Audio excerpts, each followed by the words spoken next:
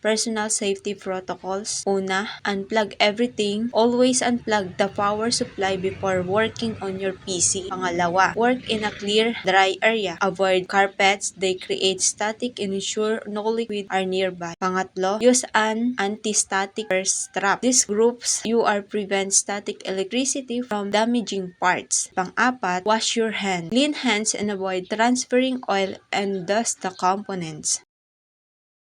Una, handle parts by the edges. Don't touch pin or circuit on RAM, CPU, GPU, or motherboard. Pangalawa, keep components in anti-static bag until you're ready to install them. Pangatlo, don't force connection. Every part should be smoothly forcing can use damage. 4. Be careful with terminal phase. Too much can spill over then short circuit the board.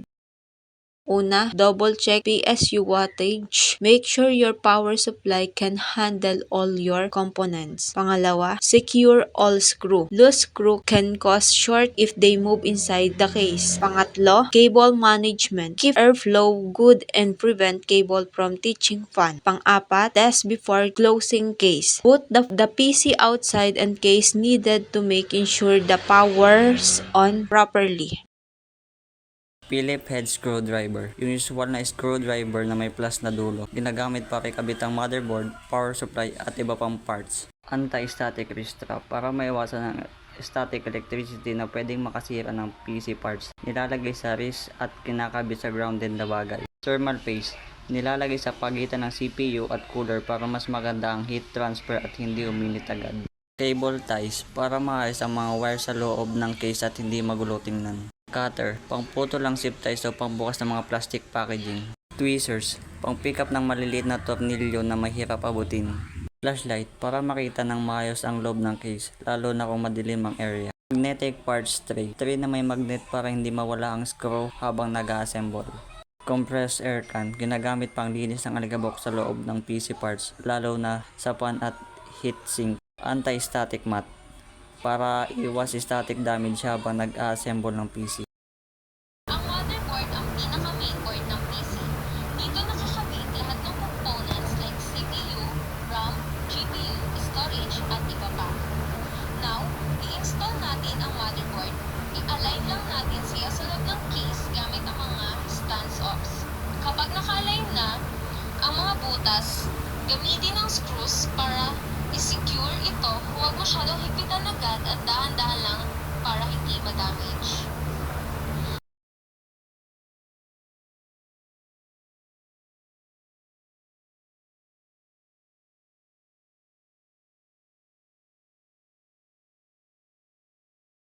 Next, ilalagay natin ang CPU. Hanapin mo lang ang CPU socket sa motherboard, iangat ang lever, tapos i-align ang gold triangles ng CPU. Sa triangle mark sa socket, kapag tama ang alignment, ibaba lang ang CPU, huwag i-push, then ibaba ang lever para i-lock. Ngayon, install na natin ang CPU cooler. So, may thermal paste na siya.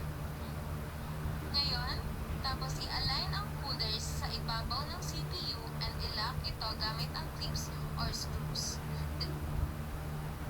And i-plug ang fan cable sa CPU fan header ng motherboard.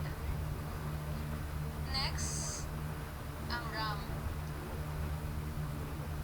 Ihanap lang natin ng tamang slot. Usually, may 2 o 4 slot yan. I-align ang nuts sa RAM sa slot tapos i-press pababa hanggang mag-click. Siguraduhin parehas na nakalock ang mga magkabilang dulo.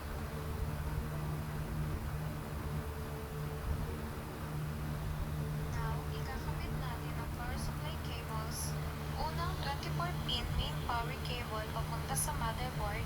Sunod ang 8-pin CPU power cable sa upper part ng motherboard. Siguraduhin nakasaksak ang lahat ng connectors. Next, SATA SSD. Kailangan natin i-plug ang SATA power cable mula sa power supply papunta sa SSD, then i-connect ang SATA data cable mula sa SSD papunta sa motherboard.